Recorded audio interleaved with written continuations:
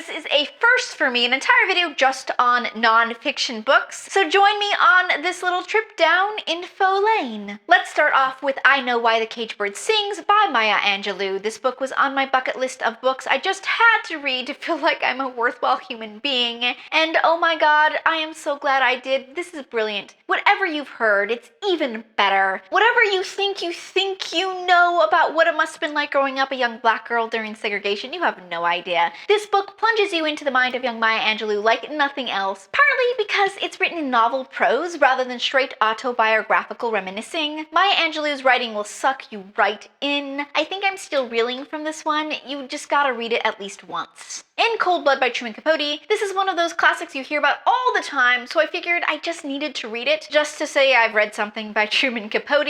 And did you know that Harper Lee helped him do the research for this book? Anyway, this is one of the first in a new genre of true crime, where the crime was real, but it was put into more of a novelized form with dialogue. This was controversial for the time as well. Obviously, a lot of the dialogue would have to be somewhat manufactured because no one remembers exactly what other people or even they themselves have said. This is about a murder in a small town, but it's not really a mystery story, as you know pretty early on who actually did it. A lot of the book is following the killers on their long road trip after the murders and getting to know them and their histories. Now, this was an interesting look at the birth of a new style of book, but it's awfully slow at times. Can't say this is a favorite of mine or anything. I read Outliers by Malcolm Gladwell, which is his book looking at success. He posits that while we tend to see success as a pure result of talent, it's actually about a base level of talent, yes, but then the circumstances of time and place and culture and opportunity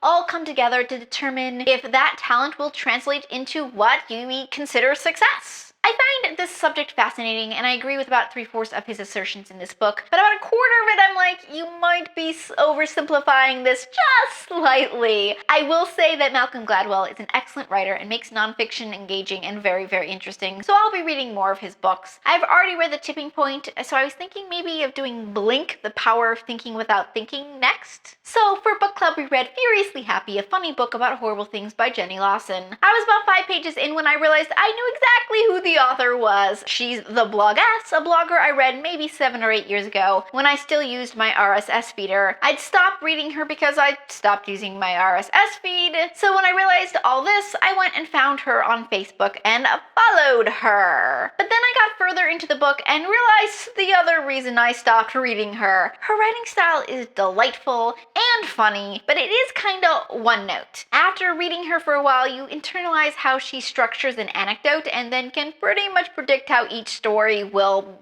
unfold. I think if she could vary it up a bit and surprise me, I would still really like her stuff. As it is, I hear her first book is actually better than this one, so if you've never read her before, maybe start there. Or maybe start with a couple of her Bloggess posts and see if you like it before you commit to a whole book. The Sleep Revolution, Transforming Your Life One Night at a Time by Ariana Huffington. This is a topic near and dear to my heart, as because I have a medical condition, getting a good night's sleep is super imperative for me. And I've always kind of suspected it's probably a bigger deal for everyone else than we as a society have really made it in the past. So I'm glad to see a movement towards valuing sleep. I love the message in this, 100% agree. However, and this is a complaint I have for many a nonfiction book, it seems like she really had enough material for a really, really good long read article in, say, The Atlantic, but not enough for an entire book. It gets repetitive, and she spends copious amounts of time treading ground that could have been summed up much more pithily. Still, everyone should make sure to get a good night's sleep. It is super important. Moneyball by Michael Lewis, all about data in the world of baseball, a world that for so long relied mainly on superstition and old wisdom. I wasn't sure if I was going to get into this at all, as sports ball is not really my area of knowledge or area of interest for that matter. And granted, I did find some of the chapters a wee bit all over the place and rambling, but underlying was a fascinating look at an ingrained culture coming smack dab up against the power of data. And I became kinda obsessed. I love this book. So very, very just interesting. I also just watched the movie and of course enjoyed the book more,